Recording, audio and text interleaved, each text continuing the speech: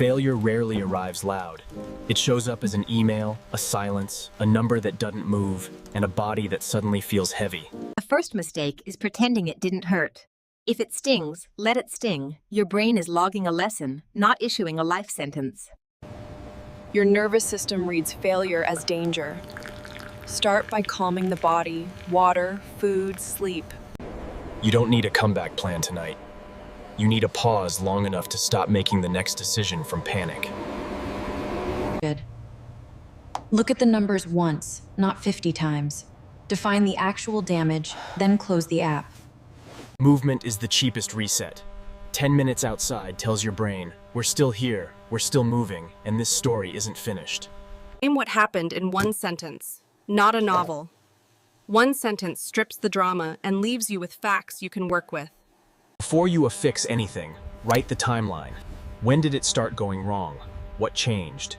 Clarity begins with sequence. Feedback is messy, but patterns are clean. Circle what repeats. 3 repeating notes are more valuable than 100 opinions. The mind catastrophizes. It's over. Counter with a smaller truth. This attempt ends. Reset the environment. Light, air, order one corner. You're not cleaning to be productive. Failure can shrink your world to a single point. Widen it intentionally, walk through a different route, meet one friend, change one variable. Document the lesson while it's fresh. Later, your brain will rewrite history to protect your ego. Notes keep you honest. Stability starts with basics. When money feels tight, simplify. Fewer decisions, fewer surprises, more room to think. Your identity isn't your last result. If it feels fused, say it aloud. I am not my metrics. Repetition rewires. Sort the wreckage. What can you change this week and what can't you? Energy spent on can't is grief. Grief is real, but schedule it. Track your attempts like an athlete tracks training. A missed lift isn't proof you're weak. It's data on what to adjust. Do one hard thing that's small. The point isn't the stairs. The point is proving to yourself you can still initiate. A comeback begins as a sentence. Next action, next hour, next call. Not a grand plan, just a direction. Reward doesn't have to be big. Eat something warm, feel the steam, taste the present. Tomorrow, Now the hard part, honesty without cruelty. A post-mortem isn't punishment, it's how you stop paying tuition for the same lesson twice. When everything feels broken, do a normal task start to finish. Completion rebuilds trust in yourself, even when the big thing is still unresolved. Your brain will search for blame. Yourself, others, the market. Skip the blame loop. Ask a better question. Stabilize cash flow before you chase motivation. Stress shrinks creativity. A clear runway, even a short one, makes better decisions possible. If you owe someone clarity, give it early. Short, factual, human. Find the first domino. Most failures aren't sudden, they're slow drift. Identify the moment you stopped testing assumptions and started believing them. You can't outthink overwhelm. When your chest is tight, do the physical reset. Inhale 4, hold 4, exhale. Defensiveness is fear in a suit. Strip it out. Keep only what's true, what's useful, and what shows you're still accountable. Perspective comes from distance. Step back far enough to see. This failure is one chapter. Your career is a shelf of books.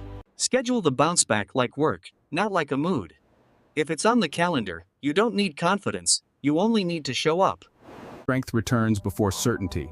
Train the body and the mind follows. One session won't fix life, but it proves you can keep promises.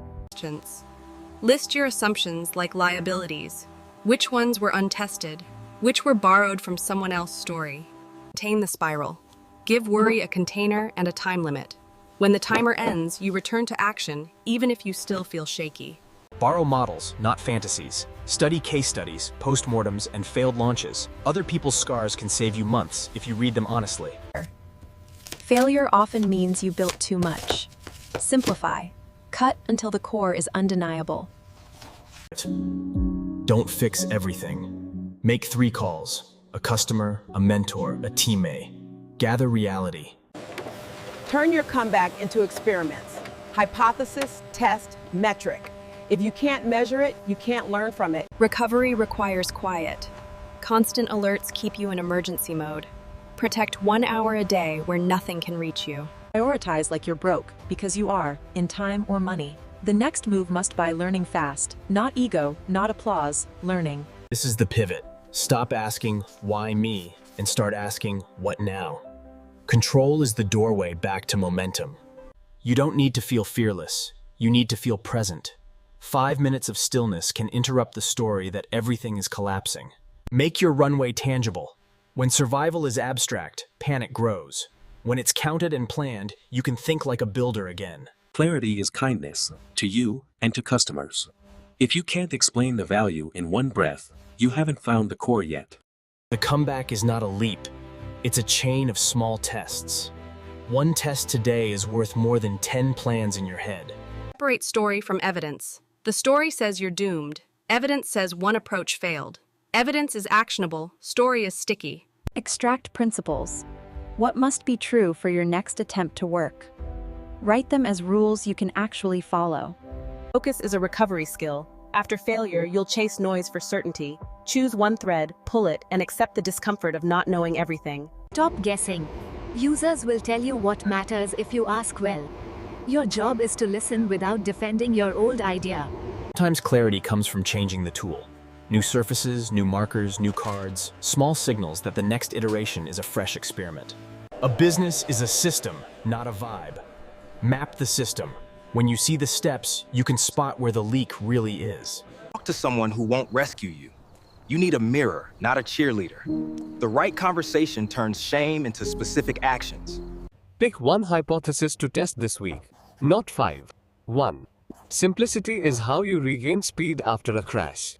Design for follow-through. Put the next good habit where you'll trip over it. The environment can carry you when willpower is thin. Your roadmap was a comfort blanket. Replace it with a loop. Build, ship, learn. That loop is the only antidote to uncertainty. Confidence isn't a feeling you wait for. It's a log of kept promises. Start collecting small proofs again, one day at a time. Routine is not boring. It's stabilizing. When your world shakes, routine becomes scaffolding. Say the truth out loud. What happened, what it means, what's next. People can handle reality. They struggle with ambiguity. End the day with a plan small enough to finish. Sleep is easier when tomorrow is defined. Recovery is built in nights, not slogans. This is the shift. Failure becomes information, not identity. When you treat it as data, Execution returns when the day is small. One card, one outcome. You don't rebuild with heroic days, you rebuild with ordinary ones. Listen for what repeats. If 5 people describe the same friction, that's not noise. That's a roadmap written in plain language. Go where the problem lives. Real environments reveal constraints your spreadsheets can't. Time, interruptions. Prototype ugly and fast. Your goal is not beauty. Your goal is a reaction, something real people can touch, judge, and reject early. Practice clarity like a skill. If you stumble, simplify. People don't buy complexity. They buy relief from a specific pain. Protect runway with boring decisions. Every small cut buys time for learning. Time is the currency you spend to earn a better idea. Set a ship date, not a perfect date, a real one. Deadlines turn intention into behavior, and behavior is how momentum returns. Scope is where comebacks die. Pick the smallest version that proves value. Everything else is postponed, not abandoned, just not allowed to slow you down. Full HD 1080p 16:9. Borrow confidence from evidence, not from pep talks. Mentors can't do the work, but they can shorten your detours if you show them the truth. Write for the customer's day, not your ego. If the headline doesn't name the pain and the outcome, rewrite until it does. Test cheaply. Pay for signal, not certainty. Small bets keep you learning without risking everything on one unproven assumption. Transparency isn't just ethical, it's efficient. When everyone shares learning, you stop reliving the same mistakes in parallel. distribution is a skill, not an afterthought. If you can't get it in front of people, the product doesn't exist outside your head. Rejection will return. Good. Each no is a rep. The goal is not to avoid rejection, it's to collect it until patterns appear. Confusion is a gift. It tells you exactly where your message breaks. Fix the message before you blame the market. Split your week. Build days and talk days. If you only build, you drift. If you only talk, you stall. Rhythm beats motivation. Small wins matter when you're recovering. A working build, a fixed bug, a shipped page, these are bricks in the new foundation. What worked yesterday? End each day with one line. What moved the needle? This keeps you honest about progress when Every pitch is 3 parts: value, proof, ask. Keep it tight. When you're rebuilding, clarity is your credibility. Execution doesn't erase failure. It outgrows it. When the days stack up, the crash becomes a reference point, not a destination. Surprises are signals. When reality contradicts your plan, don't rush past it. Pause and learn. That's how insight compounds. Physical momentum supports mental momentum. You're not running from failure. You're running toward the capacity to think clearly again. Choose a single leading metric. Watch it daily. Progress feels real when it's visible, even if it's still small. Use customers' words, not yours. Their language is pre-validated. When you borrow it, your message stops fighting gravity. Adjust timelines without shame. Speed comes from accuracy, not optimism. Honest schedules protect trust with others and yourself. Patterns repeat across industries. Study failures outside your lane. They'll reveal risks you're still blind to. Order reduces cognitive load. When your tools are sorted, your decisions speed up. Clarity isn't just mental, it's physical. Waiting is part of the process. Use it to observe, not to worry. Data arrives on its own schedule. Objections aren't personal, they're instructions. Each one tells you what must be clarified or proven next. Consistency beats intensity. When energy is predictable, work becomes predictable too. Stability is a growth strategy. Track wins explicitly. Your brain remembers losses more vividly. Counterbalance it with evidence of your moving forward. Decisions get easier with practice. Each clear choice strengthens the muscle you lost during the crash. Follow-up is a skill of respect. Clear, brief, and timely beats clever. Reliability rebuilds reputation faster than promises. Momentum shows up as checked boxes. Not all progress is dramatic, but it's cumulative. Keep stacking the quiet wins. Plain often outperforms clever. When you're unsure, choose clarity. It scales better than personality. Protect progress. Backups, notes, versions. Losing work after failure hits harder than the first loss. Guard your recovery.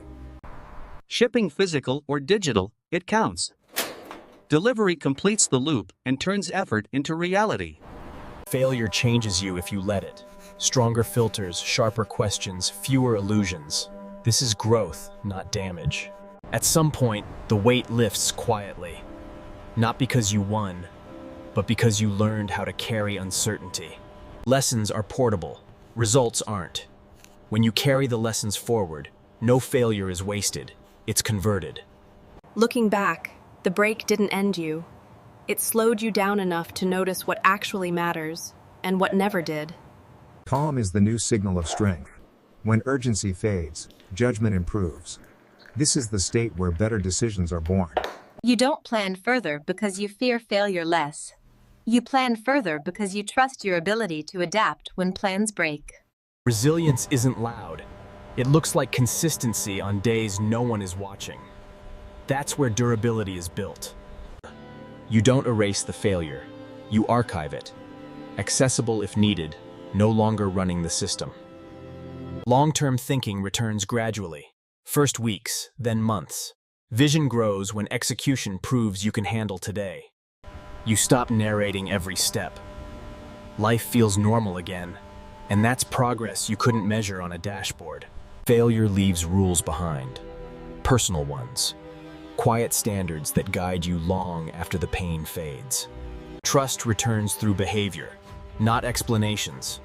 Each kept commitment repairs something you once thought was broken forever. Perspective widens. The failure that once filled the frame now fits inside a larger landscape of attempts. Self-respect rebuilds when your actions align with your values again. That alignment is harder to lose next time. Waiting no longer feels like failure. It feels like transition, a neutral space between attempts. Reflection turns experience into advantage. Without it, pain repeats. With it, pain compounds into wisdom. You notice others struggling now. Failure softened your edges and sharpened your empathy. That stays with you. Confidence now comes from repetition, not hope. You've been here before, and you know how to respond. Preparation replaces anxiety. You don't need certainty. You need readiness. The rest will reveal itself. You move when it's time.